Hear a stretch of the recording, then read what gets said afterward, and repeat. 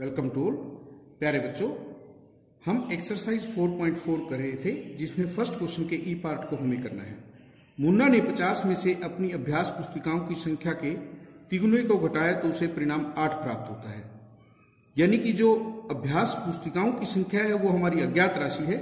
सबसे पहले हम उसे एक चर से दिखाते हैं। मान लेते हैं अभ्यास पुस्तिकाओं की संख्या x है और अभ्यास पुस्तिकाओं की संख्या का 3 गुना हमारे पास 3 गुना x होगा जो 3x है। 50 में से तिगुने को हमें घटाना है। 50 माइनस में 3x, उसे परिणाम क्या प्राप्त होता है? 8 प्राप्त होता है। सबसे पहले हमें समीकरण बनानी है। ये जो 50 में से 3 गुना हमने घटाया है वो किसके बराबर है? 8 के बराबर है। और हमें यहां पर अज्ञात राशि x को ज्ञात करना है। हमारी जो समीकरण है वो 50 माइनस 3x बराबर है 8। हमें चर वाली राशि को एक तरफ रखना है और बिना चर की एक तरफ हम 50 को दूसरी तरफ लेकर जाते हैं और दूसरी तरफ जाने पर 8 में से 50 घट जाएगा, माइनस हो जाएगा। माइनस 3x और माइनस 42। हमें वैल्यू किसकी निकालनी है? x की निकालनी है। माइनस 3 गुना में है, इसे हम दूसरी तरफ लेकर जाएंगे, ये भाग में जाएगा क्योंकि जब गुना में है दूसरी तरफ ले जाने पर भाग। माइनस से माइनस, 3 एकम 3, 3 चौके 12। हमारी जो अज्ञात राशि थी वो 14 है। आप देख सकते हैं x हमने किसे लिया था? अभ्यास पुस्तिकाओं की संख्या को। आप चेक करके देखिए, 50 में से अभ्यास पुस्तिकाओं की संख्या के 3 गुणे को घटाइए तो आपको परिणाम क्या प्राप्त हुआ? 8 प्राप्त हुआ। आप इस प्रकार इसे चेक कर सकते हैं। नेक्स्ट क्वेश्चन हमारे पास है, इबेनहल एक संख्या सोचती है, वह इसमें 19 जोड़कर योग को 5 से भाग देती है, उसे 8 प्राप्त होगा। अब हमारे पास जो संख्या है जो इबेनहल ने सोची है वो हमारी अज्ञात राशि है। हम इसे किसी भी एक चर से दर्शाते हैं।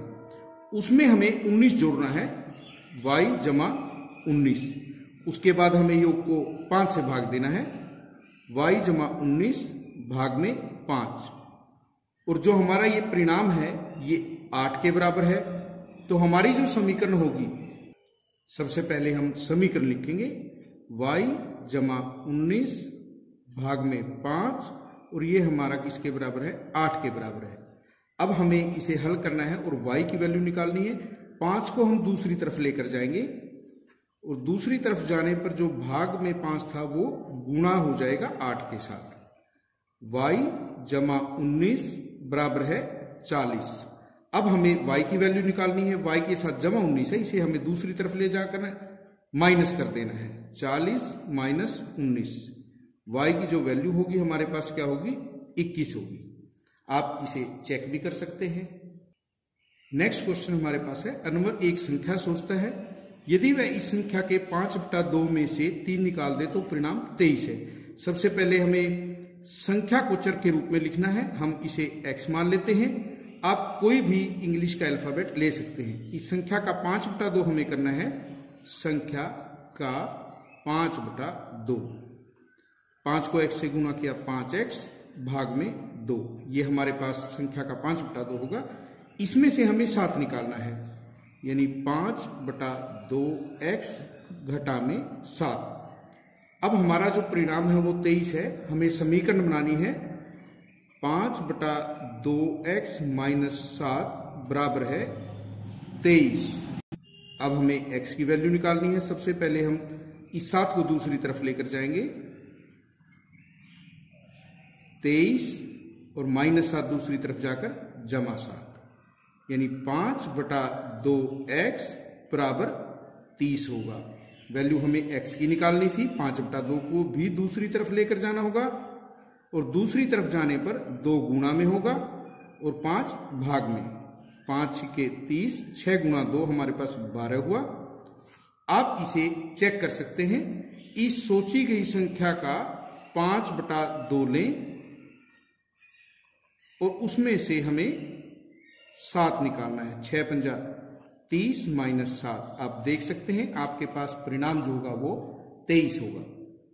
नेक्स्ट क्वेश्चन में हमें दिया गया है, अध्यापिका बताती है कि उनकी कक्षा में एक विद्यार्थी द्वारा प्राप्त किए गए अधिकतम अंक प्राप्त किए गए न्यूनतम अंक का दुगना जमा 7 है।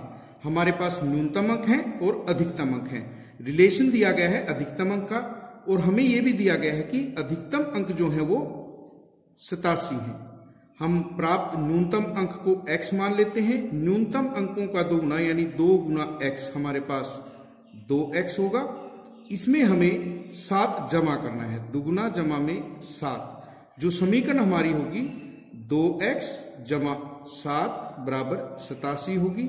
अब हमें इसे हल करना है, यानी कि ये अज्ञात राशि x है जो वो निकालनी है। सबसे पहले जमा 7 को दूसरी तरफ ले जाएंगे तो ये हमारा जमा 7 है जो माइनस हो जाएगा। हमारे पास 2x बराबर 80 होगा। x की वैल्यू निकालने के लिए अब हम 80 के नीचे 2 को लेके जाएंगे। हमारे पास x की वैल्यू 40। तो x हमने लिया था न्यूनतम अंक, हम कह सकते हैं न्यूनतम अंक हमारे जो हैं वो 40 होंगे। यदि हम इसका दुगुना करें और इसमें 7 जोड़ दें, हमें अधिकतम अंक प्राप्त होंगे जो कि हमें यहां पर 87 दिए हुए हैं। इससे हमारा चेक हो सकता है। नेक्स्ट क्वेश्चन में हमें दिया है किसी समद्विबाहु त्रिभुज में आधार कोण बराबर होते हैं, शीर्ष कोण 40 डिग्री है, इस त्रिभुज के आधार कोण क्या है। और हमें याद रखना है कि त्रिभुज के तीनों कोणों का योग 180 डिग्री होता है। यहां हमने ABC एक समद्विबाहु त्रिभुज बनाई है। आपको याद रखना है दो जो बराबर भुजाएं उनके सम्मुख कोण समद्विबाहु त्रिभुज में बराबर होते हैं। एक को यदि हम x चर से दिखाते हैं, दूसरा भी हमारा x होगा। शीर्ष कोण 40 डिग्री हमें दिया है। त्रिभुज के तीनों कोणों का योग 180 डिग्री होता है। शीर्ष कोण 40 डिग्री है। आधार कोण हमने x डिग्री और x डिग्री लिए हैं। अब हमें यहां पर रखना है कि त्रिभुज के तीनों कोण 40 डिग्री जमा x डिग्री और जमा x डिग्री, ये हमारा 180 डिग्री होगा। यहां पर हमारे पास x और x क्या होगा 2x, ये 180 डिग्री होगा। हमें इस 40 को दूसरी तरफ लेकर जाना है तो 2x की वैल्यू होगी जो हमारे पास वो क्या होगी, इसे हम माइनस करेंगे, हमारे पास 140 डिग्री होगी। x की वैल्यू हमें निकालनी है, भाग में 2, x की वैल्यू हमारे पास 70 है। तो जो आधार कोण होंगे वो 70 डिग्री और 70 डिग्री के होंगे। आप इस तरह से ज्ञात करेंगे। सबसे पहले आप देखेंगे शीर्ष कोण और दो आधार कोण, तीनों का योग 180 के बराबर रख दीजिए और हमारे पास 40 है, दूसरी तरफ ले जाएंगे 140 आएगा। x और x हमारे पास 2x थे, हमें x की वैल्यू निकालनी है, 2 दूसरी तरफ ले जाकर भाग कर दीजिए, आपके पास x की वैल्यू आएगी और जो x की वैल्यू होगी वो हमारे दोनों आधार कोण होंगे। नेक्स्ट क्वेश्चन में हमें दिया है सचिन द्वारा बनाए गए रनों की संख्या राहुल द्वारा बनाए गए रनों की संख्या की 2 गुनी है। हमें सचिन के और राहुल के रनों की रिलेशन दी है, इनका संबंध दिया गया है।